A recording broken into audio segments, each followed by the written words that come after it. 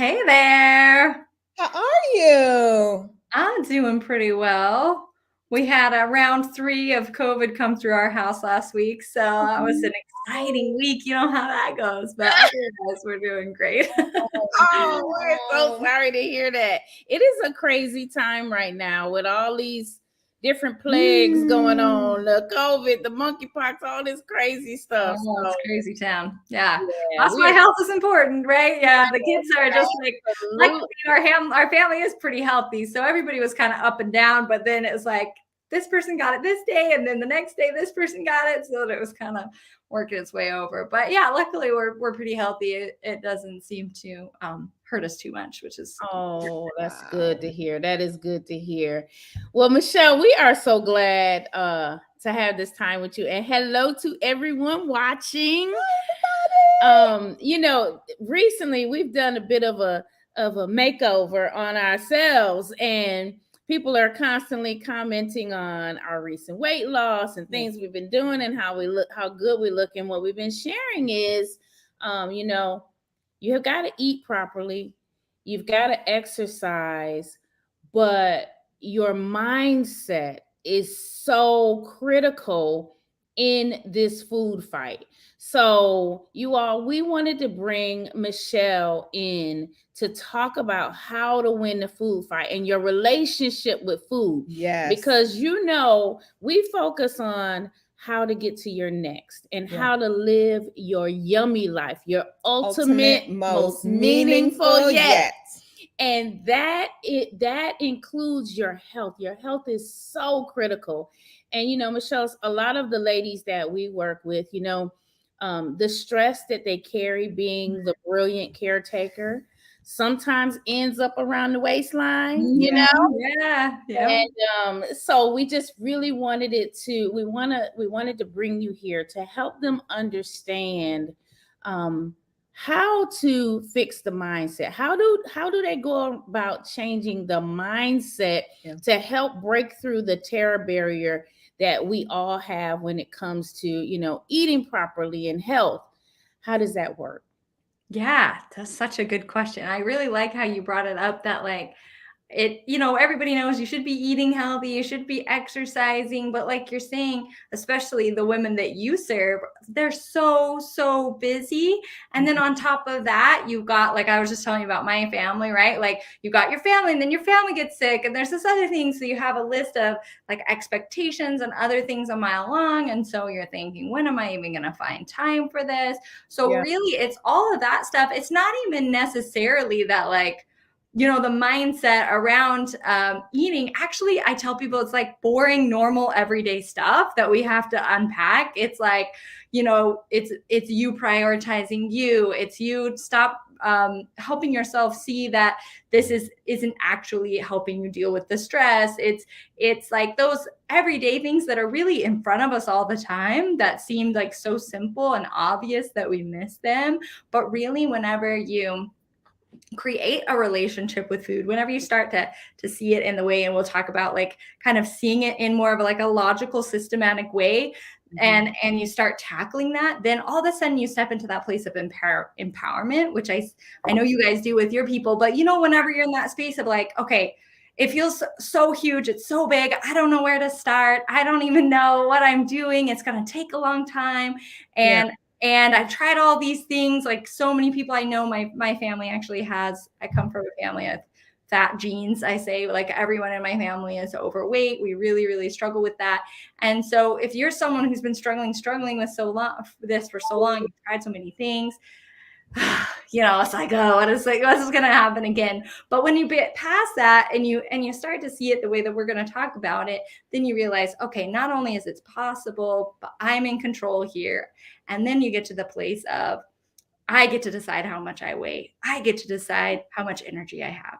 I get to decide, how long I live my life. Honestly, for the most part, we have so much control and power over our energy level and our health and our longevity and all the things. And once you understand the levers in the process, then you take your power back and you're like, yes, I can be whoever I want to be. Yeah. I feel like a lot of times we are set up for failure. especially here in America, Michelle. We're always running. Everybody's got a lot on their plate, particularly our brilliant women, right?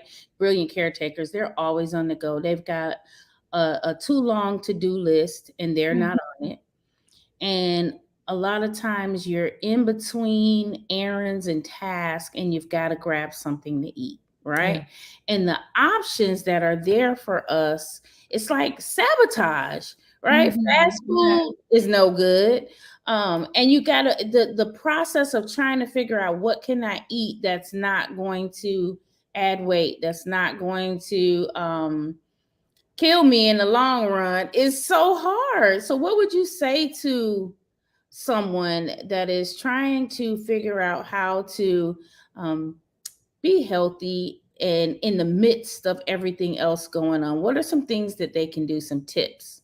Yeah, absolutely. So I think the biggest one, honestly, is, I know you talked about mindset.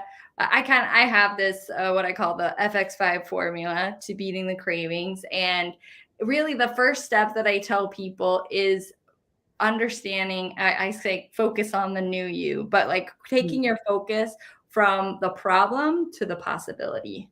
Because a lot of times we know what we don't want. We know what we don't want, man. Don't you know? You look in the mirror and you know what you don't want. And you're like, even looking back at the like you're saying fast food, like, okay, I know I don't want that, and I know I don't want this waste, and I know I don't want the stress, but like, what do I want? What is available to me?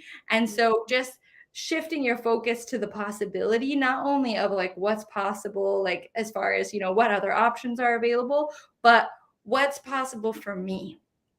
What is what's my next? What's my best ever, right? Like what's available to me. And I think a lot of times we shortchange ourselves and we think, I hear this all the time. I'm never going to get back to my high school weight.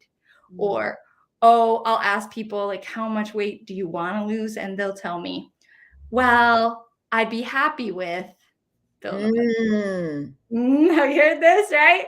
Because our possibility, what we think is available to us is like, well, I really would love, like, this is what I really want, but this is what's available to me. So I guess I'll settle for this, right? And so it's honestly that first step of really saying no, throwing out all the crap that everybody else is telling you about how you're getting old, your metabolism slows down, and like all this stuff, and really understanding that, the body that I want, the energy that I want, the health that I want, it's available to me. And once you've got that clarity and certainty around like where you want to go, then honestly, like the little tips and stuff, everybody thinks they want the tips. I guess this is what I'm getting. Everybody thinks they need these tips, which are totally helpful. But until you've got it up here where it just becomes part of you and that's what you want, then you're not going to be willing to do those tips because it doesn't feel possible. It doesn't feel worth it because it's not possible. And so even if you've got those little tips, you're not going to do them until you decide like, hey, this is possible for me. I can be back at my high school weight. I can like have one size in my closet. Wouldn't that be amazing if I just had one size in my closet and I don't have to worry about it? Right? Like this is a possibility. I am she, Michelle. Right. I am she. But how do we give ourselves permission to want that? And the reason why I use that word is because so many times the fear of rejection, the fear of failure, sometimes even the fear of success. If you wear your weight to keep you hidden, then even the fear of success becomes a thing. Yeah. So how do we give ourselves permission to say, I want this, and not judge what we want, but celebrate what we want? Yeah. Yeah. So good. So good. So I have a couple thoughts there. One lady that I worked with where I kind of challenged her and I said, no, what do you really want? Then it came out that like, okay, yeah, I want this, but I'm so afraid to say that I want that because I feel unworthy. Like ultimately her goal was to be sexy. right? She's like, I just want to be sexy. And I was like, Girl. you go, girl. Like, if that's what you want, like, I just want to look great. And I say, that is totally fine. Because some people will say to me, like, oh, well, I don't have to be a supermodel, blah, blah, blah, and diminish their reason for it. You know what I'm saying? But it's like, if you want to be sexy and that brings you joy, then just go for it, right? Because if you feel sexy, if that brings you joy, imagine how much better you're going to show up whenever you go to office, whenever you're creating your, whenever you're an entrepreneur and you're selling things to people and you show up on your coaching calls or whatever it is that you do. If you feel amazing, it doesn't matter what, what triggers that, then that's going to show up in everybody else's life too. So the second F, so it's 5 F's, right? So the first one's focus. The second one is freedom. And it's that piece of moving those mental and emotional blocks out of the way. So now that we've gotten serious and we're like, this is what I really want. I want to be sexy, right? And I want to be like, I want someone to want me. Okay? Right? I want my partner to just want this, what I got, right? Then you're like, okay, what are those barriers? And what I say to people is what I do to like create it more logically and systematic is just like, we just start listing them out. All it is a list. It's just a list of this programming that's been in your brain that got shoved in there at some point in your life. A lot of times it was before we were really even conscious of what was going on, that you're not worthy, that your hips are too big and big hips are ugly, or or that food is our comfort. Like all of these we have just like this programming that's running in the back of our brains is making us do these things.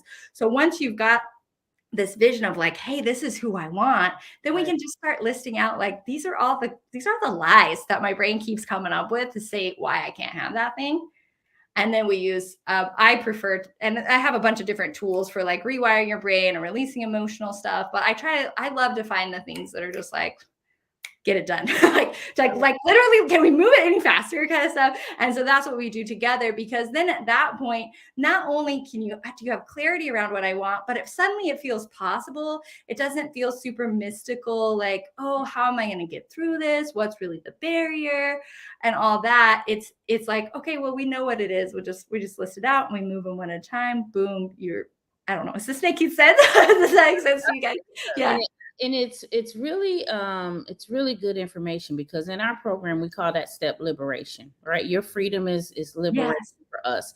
And it is really, we have to get past the limiting beliefs, the doubts, other people's expectations that have been freely given to us, and their limiting beliefs, right? The influence from our circle, right? Our family, our friends, even our churches, all those things that pour into us before we are even adults. It's all poured into us, and we don't know sometimes what we don't know. We don't know why we do the things that we do. And as a result, you probably know some people, we definitely know some people that have spent their entire life in this circle. It's like they're on a treadmill of unhappiness. They say they want to lose weight, and I've experienced it myself. Want to lose weight, start a program, start losing weight, start seeing success, and then slip right back into the familiar,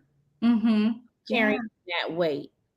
So that freedom stage is so critical, because once you free your mind and, like you said, set a new belief system and a new vision for who you want to be and what you want to see, then you have a why, you have a reason, you've rid yourself of those negative things. And when they come up, you can recognize them and say, I see you, sabotage. Yeah, absolutely. I'm going to draw you again.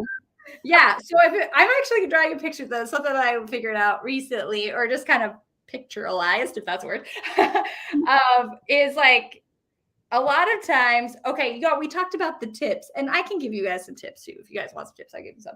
But like the tips and the doing, we talked about how like everybody wants that, right? And that's normally where we start. And when you go into a program, right, like it's eat this, track this, exercise this amount of time, whatever. And so that's the plan, right? So if you've just got the things that you're supposed to do, That's down here at the bottom. If you got a plan, you're probably a little bit more likely to succeed, right? Mm-hmm. And then up here, it's your beliefs around it and your identity. So what I realized though is most people do it backwards. Right? They say, I want to lose weight.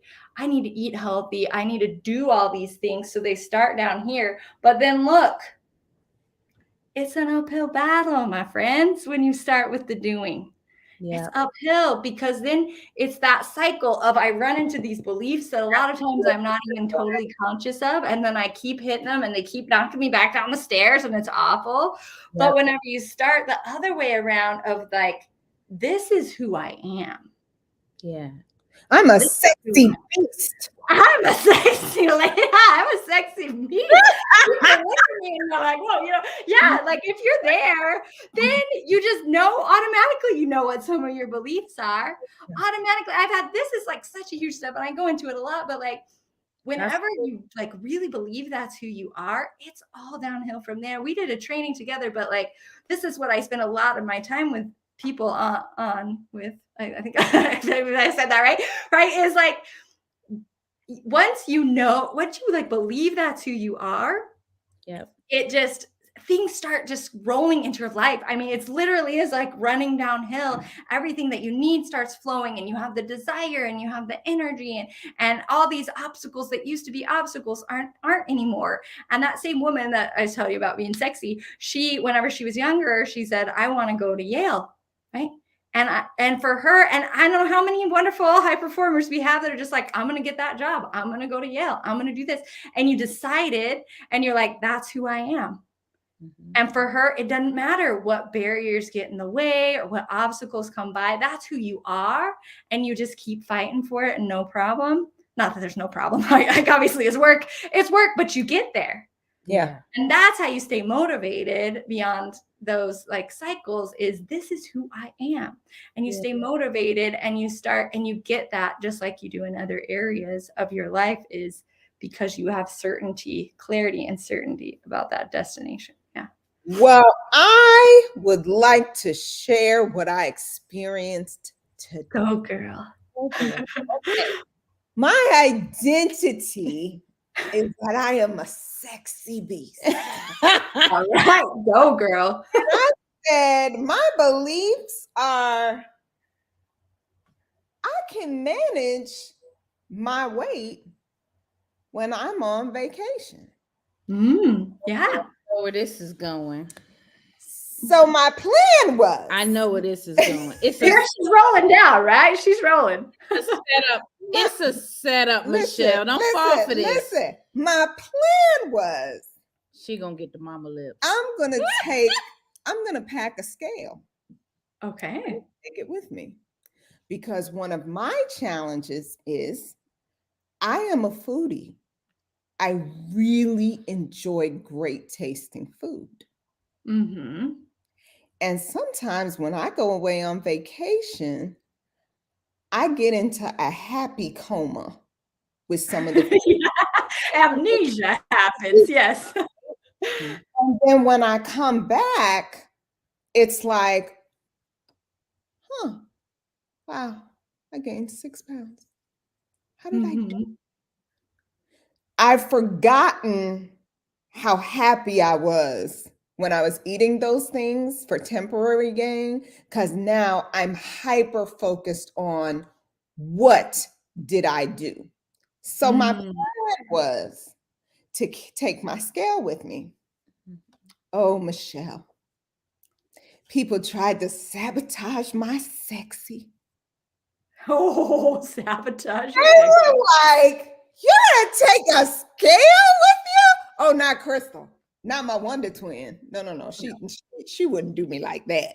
They were like, who packs a scale?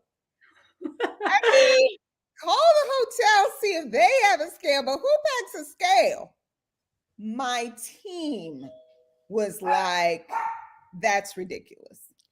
So go answer the door. Let me talk to Michelle. Get her away. Now we're on the edge of our seat. We need to know the rest of that story. So here's the backstory. Dr. Nicole travels like a camel. We bring 10 bags, 10 suitcases wherever we go.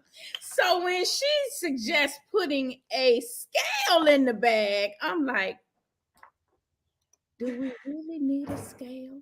Can we buy a scale in Aruba and leave Trying it to there? sabotage Can my we sexy. call the hotel and see if they have a scale? Because we can't. Listen, we have to both sit on the bags to zip them. When we get to the airport, the poor people, they put 2 heavy tags on them. I know. Yes. We have dead bodies going with us to Aruba. So yes, I'm going to question the scale. But let me say, You'd rather have heavy baggage than heavy baggage. right? You see, they were I'm trying feeling to sabotage my sexy, they were trying People to get me. on Facebook, people on Instagram, people on LinkedIn, help me.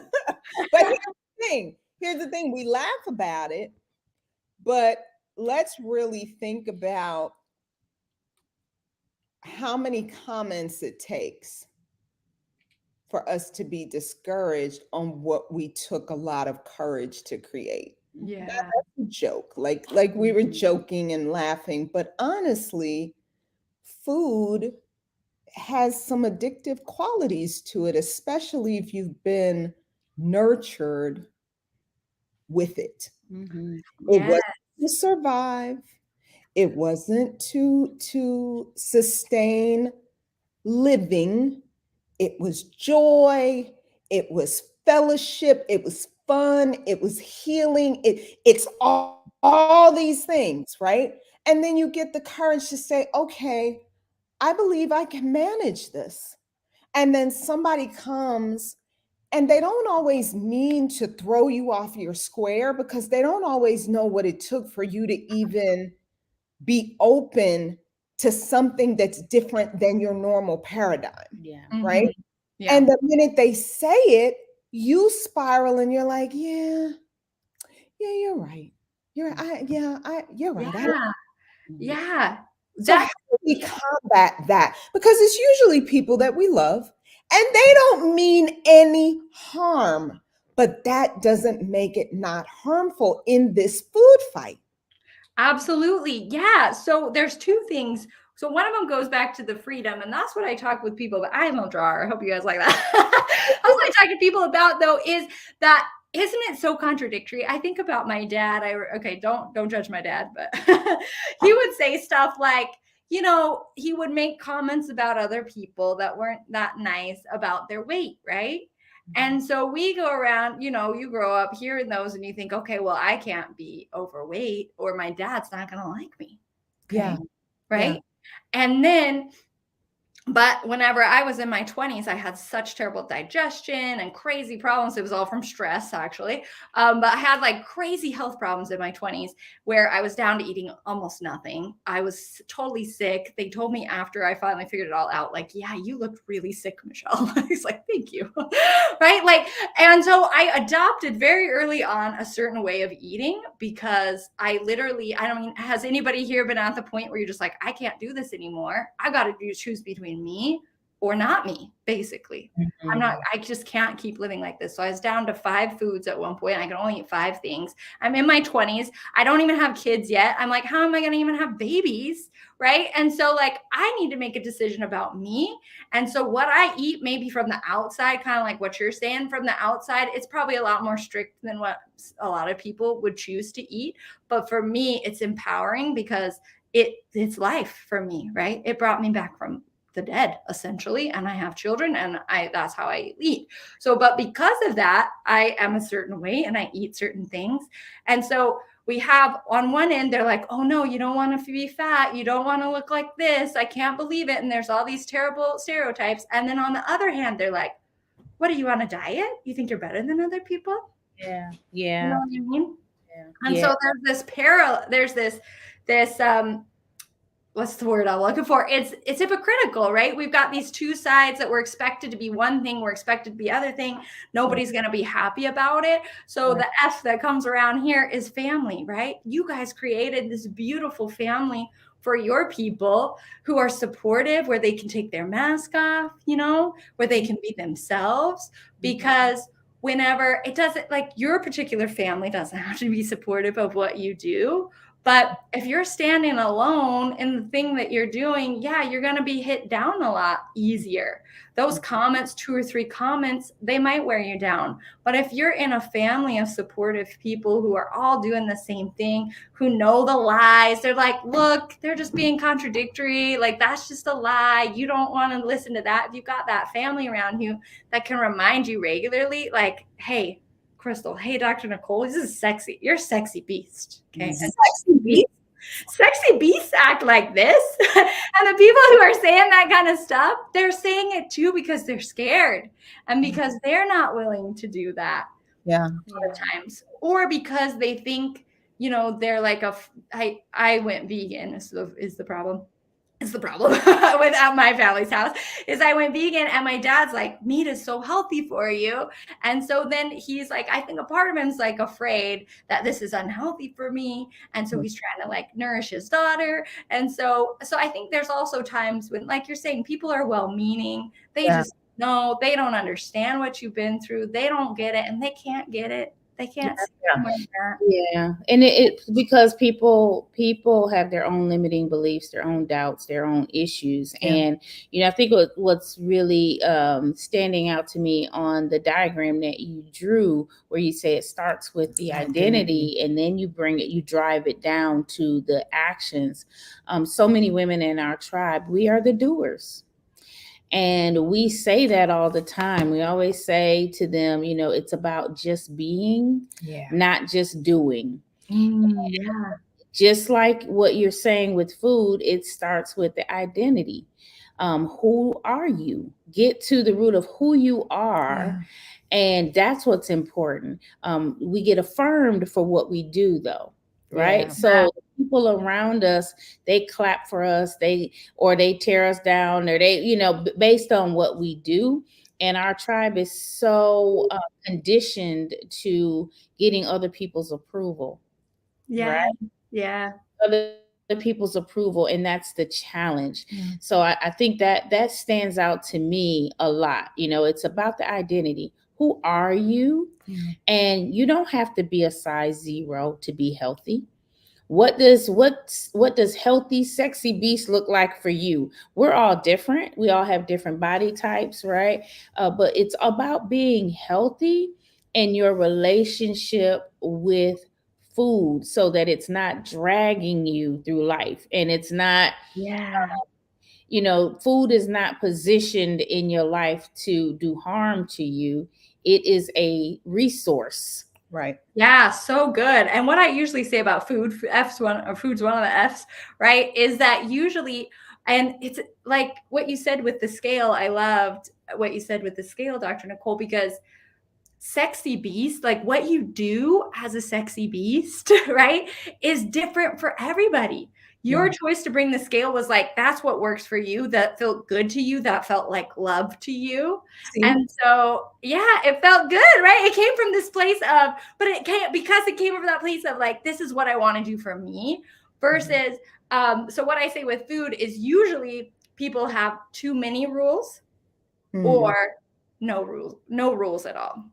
Right. So we get into this, again, that dichotomy of like, oh, you kind of get, our brains are so not nice sometimes, right? You're talking down to yourself all the time. So then you're like, well, you can't handle it. Like you can't have a cookie because you can't just eat one. So we just have to give that to somebody else. You know how you talk to yourself so nicely sometimes? And then like, you can't have this, you can't have this. So you like put these little rules around yourself, these little barriers on yourself. And it feels super restricted because it feels like yuck, And so then a lot of people think, okay, well, we just need to release all of the rules then. Because rules are bad. They're restricting me. Let me get rid of all of them. But the problem there is, I just give this example all the time. If you have kids or if you lead a team, do you give your team, do you micromanage your team like crazy and give them tons of rules? Or do you just say, oh, do whatever you want. I don't want you to get mad. I don't want you to feel restricted. So we're just not going to have any rules. Right? Like it doesn't make sense. But whenever you come from that place of identity, that place of love, you can start to build for you, because the secret is there's so many different ways for you to get healthy. Yeah. Right? There's so many. And so what I give my people is just like general principles of like, this is the healthiest way to eat. And then we sit down and create what I call a nourish menu. But like, hey, like, what is your plan? Let's make your plan. What's your plan for eating out? Do you want to go vegan? Do you want to go vegetarian? Do you want to do, I don't know, some people are raw or juicing or whatever, keto, whatever, right? Like, what is your plan that's going to get you the result? Like, let's not be, but we also know that like there's some things that you're going to have to give up.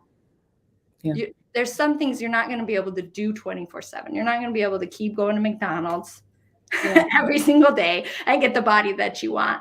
But what kind of guidelines can we create that feels like love to you, that feels like freedom, that feels like the version of you where you still get to be a foodie, you still get to love stuff, but you get the energy and all of the health benefits that you also want. And it's going to be different for everybody.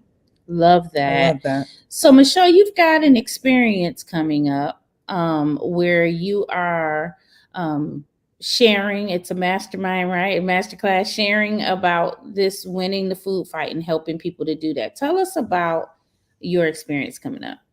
Yeah. So I have what I call the Win the Food Fight retreat. It's an online retreat. It's coming up Saturday, the 20th, it starts at 11 p.m. Eastern time.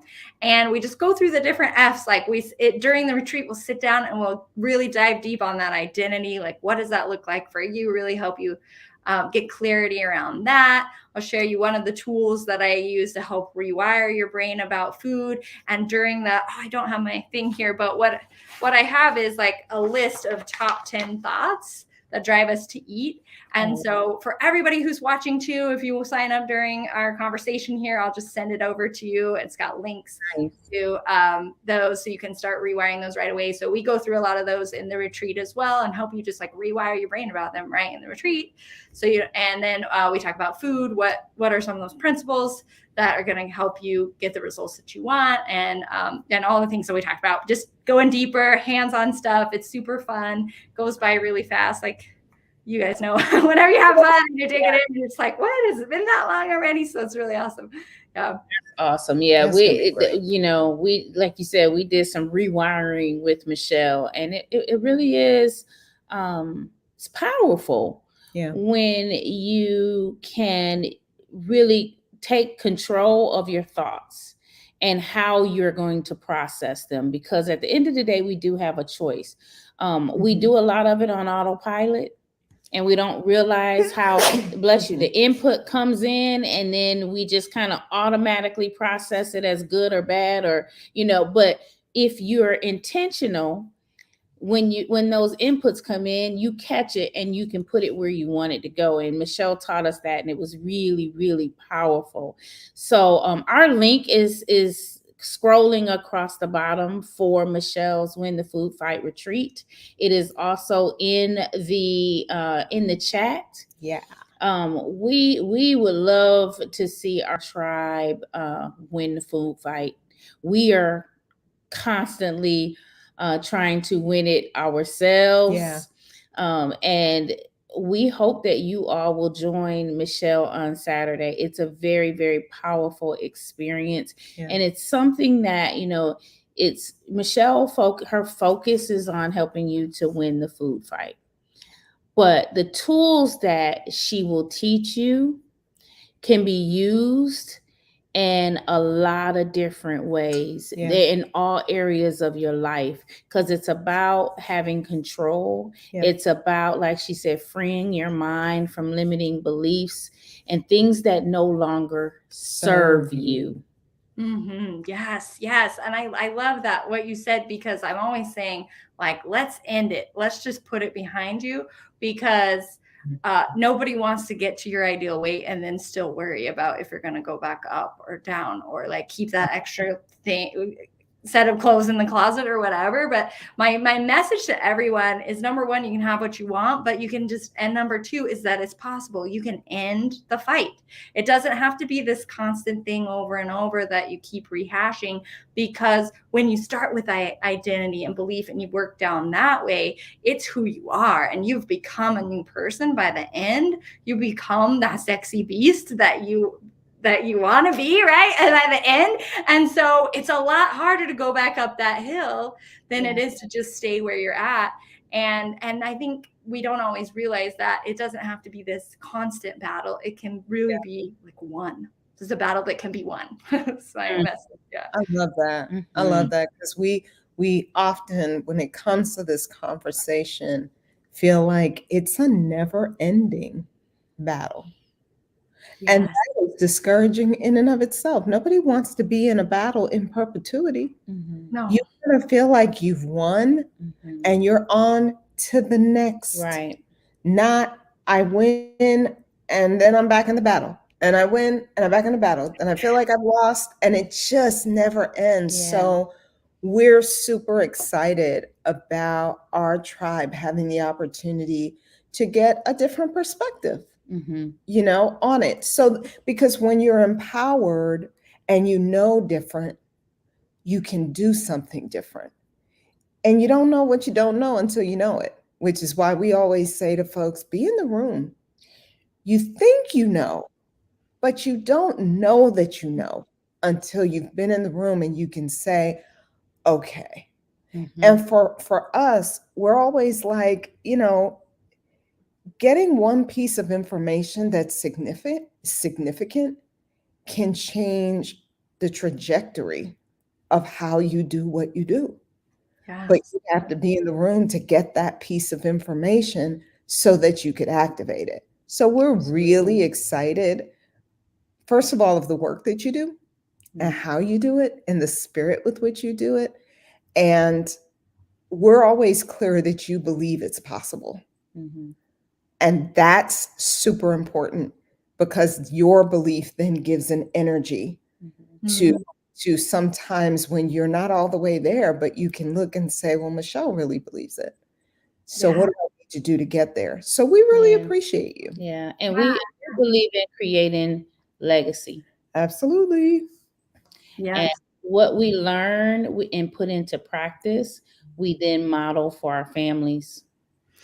And we really need that. We need to model that and make changes that create a different generational legacy for us. Absolutely. And it requires a whole team, a whole board of directors. And food is definitely important, the relationship with food, because our health is so important. So true. Yeah. It's not only is it you, I actually, yeah. So I guess to debunk some things that maybe are going through your mind too, because I know everybody here is busy, right? And time is our most valuable asset. And you talked about just that one thing, right? But I talk to people about this too, about your weight and like how much time are you already spending on your weight right now or on food, and that struggle, like what percentage of your day is spent with that in the back of your mind? What percentage of the day, whenever you like, maybe when you come on Zoom or whatever, like what percentage can you see how it's sucking energy and time out of your day? And if you put it into a percentage, even if it's just 20% of your day that it's kind of like back there, that's over 20 hours a week. That it's just something that's dragging us down. So not only like, so going on a half-day retreat to figure this out, to straighten it out so you can be done, it sounds like, is that worth 4 hours to get your time back? And on top of that, not only are you getting your time back right now and every day, like you're saying, it's getting your kids' time back. It's getting your future time back. Yeah. Because the reality of the situation in America is we are 17 years disabled. This is average. 17 years disability, over 70% are overweight. There's like 1 in 4 people are dying of heart disease. 1 in 4 people are getting cancer. 1 in 10 people are getting Alzheimer's. There's just like this huge list that you don't have to be on that list. Yeah. It's like 80% preventable if we just take these healthy lifestyle changes and make them happen. And whenever I heard that list the first time, I thought, it's not if I'm going to get something sometime. It's what and when, if I don't change what I'm doing. You know what, Michele, the truth of the matter is Black women are at the top of most of those lists. Absolutely, yeah. And the stress and the trauma and the cortisol that our bodies have experienced without any breaks or any relief it's maddening. Yeah. It's insane. The generational trauma that we carry, it's insane. So then to not have the tools to know how to care for ourselves in a way that celebrates life and celebrates all who pray for us, who want the best for us, the promise that we carry for so many of our loved ones. It's like we can do better. We can. If we're partnering with each other and we're in community, we can learn how to do better and we can do better, and our bodies will thank us for it. Our children will thank us for it. Our grandchildren will thank us for it, because our relationship usually goes from generation to generation. However we relate to certain foods, no surprise, did your kids relate to it the same way? Yeah. Right? So we're just in a newer conversation as it relates to just being liberated, and that how that liberation in all of our relationships looks. And food is but one of them. What does liberation look like in my relationship with food? Am I free or am I hostage? Yeah, that was the huge piece for me. I mean, I had so many health problems that I never got too much overweight with my weight, but it was that piece of where you don't trust yourself anymore, right? It's that piece of, I feel like I'm hostage. I feel like I can't control myself. I told myself this thing and I keep trying and I'm not doing it. And so then it undermines your confidence in yourself, your ability to keep commitments to yourself and to others. And so really people would look at me and they're like, what's your problem? You're eating healthy. Like, why are you making such a big deal out of this? And I'm like, no, this is a really big deal. This is a huge deal. This is my life, right? And if I can't trust me, who can I trust? And what does my life really mean? And so for me, it was about how do I get my respect back for myself? Well, we are inviting you guys to check it out. To be in the room. You've got the link at the bottom and it's in the chat, so that you can see how this can help, how that identity, how your beliefs, how your plan, how your tips and what you're going to do, how that lines up differently so that it's downhill versus uphill. Because we got a lot of evidence of what uphill looks like. But maybe it's time to find a different path. Maybe it's time to shift and have a different paradigm. So Michele, we are so excited for the work that you're doing. And we really thank you for hanging out with us for a while. Thanks so much for having me on. It's been so good. You guys are so much. Yes. And we appreciate you, Michele. Keep doing what you're doing to win the food fight. Keep shining your light, Michele. We appreciate you so much. Thank you